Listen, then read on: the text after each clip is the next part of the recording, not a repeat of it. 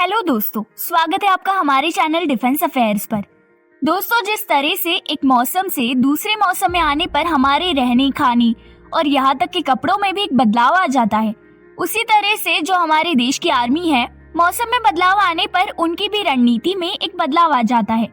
और अब क्योंकि गर्मियां शुरू हो गई है तो आर्मी भी उनकी रणनीति में एक बदलाव लाने वाली है। अगर हम पूर्वी लद्दाख में आर्मी की समर स्ट्रैटेजी की बात करें तो एक सीनियर ऑफिसर ने इसकी जानकारी देते हुए बताया कि आर्मी की समर स्ट्रैटेजी में जो चीजें शामिल है वो है लाइन ऑफ एक्चुअल कंट्रोल, यानी कि एलएसी के पास पूरी शक्ति और चौकन्ना रहते हुए चेकिंग करना, एक संतुलन बनाकर रक्षात्मक प्लानिंग करना, आर्मी की जरूरतों की चीजों के पर्याप्त भंडार रखना आदि। जैसा कि आप सब जानते होंगे कि 2020 में चाइना ने लाइन ऑफ एक्चुअल कंट्रोल के सहारे इंडिया पर अटैक करने की कोशिश की थी। इसका मतलब ये है कि अब 2023 की गर्मियों में चाइना की इस नाकाम कोशिश को पूरे 3 साल हो जाएंगे। इन 3 सालों में जहां एक तरफ गलवान वैली, पंगोंग त्सो के उत्तर और दक्षिण तट और गोगरा हॉट स्प्रिंग्स जैसे एरियाज पर दोनों देशों के बीच बातचीत में कुछ प्रगति हुई है, वहीं डेप्संग प्लेन्स और डेमचौक जैसे मुद्दों पर अभी भी कोई प्रगति नहीं हुई है।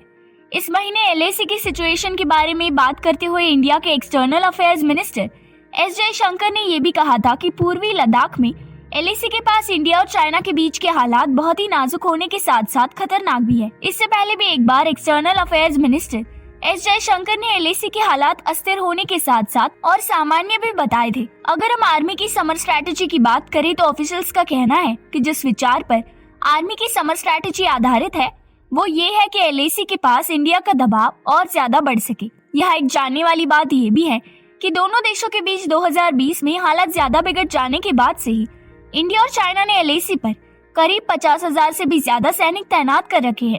पर अब जल्दी इंडिया और चाइना की मिलिट्री के बीच बातचीत का एक और राउंड होने वाला है, जिसमें दोनों देश उन क्षेत्रों पर चर्चा करेंगे जहां आज भी हालात खतरनाक और नाजुक है। इसी मीटिंग के बाद इंडियन आर्मी उनकी समर स्ट्रैटेजी में शायद कुछ और बदलाव भी करेगी। इस बारे में आपको क्या लगता है, जरूर बताइए।